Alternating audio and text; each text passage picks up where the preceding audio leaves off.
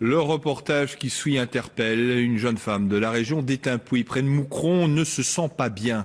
Elle appelle un médecin et celui-ci, plutôt que de soigner cette jeune femme, envoie sa compagne qui n'est pas médecin et qui va procéder à des piqûres en niant la plus élémentaire hygiène. Reportage Alexandre Mittea. Noémie ne se remet toujours pas de sa soirée de mardi passé. Prise de douleur au dos, elle appelle un médecin, le docteur Philippe Mullier.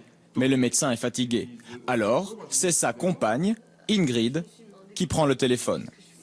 Elle m'a demandé d'expliquer ce que j'avais, j'ai expliqué.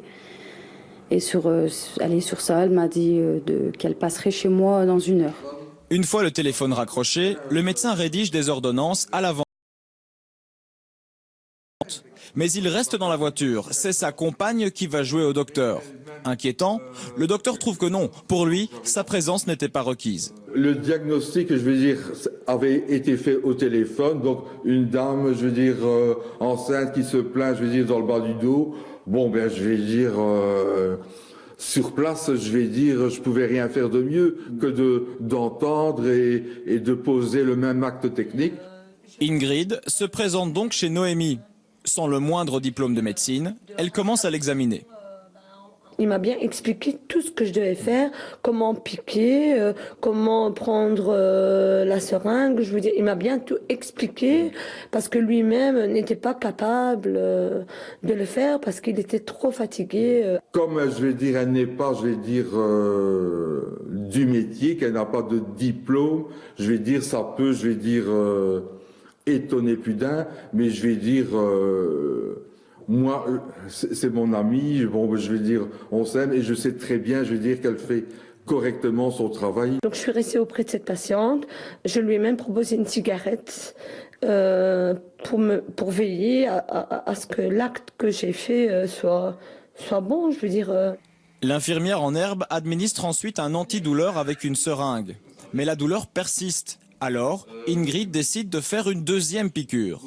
Elle dit donc on va refaire une deuxième piqûre. Et après, elle cherchait après sa piqûre dans son sac et elle ne l'a pas trouvée. Donc elle a demandé à mon copain d'aller récupérer celle-là qui était dans la poubelle. La seringue. Ouais, donc c'est ce qu'il lui a fait. Pour le médecin, c'est certes un peu étrange, mais pas dangereux.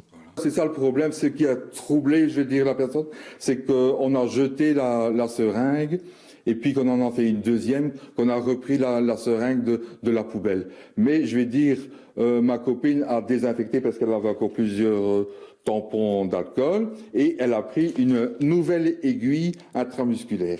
Donc il n'y a aucun danger, pour la personne. Forte de son expérience, la copine du docteur est d'ailleurs convaincue que sa patiente va bien. J'ai trouvé que cette personne était bien, même le lendemain, on l'a vue à l'Intermarché de Moucron, elle était vraiment bien. La patiente va bien après être passée aux urgences.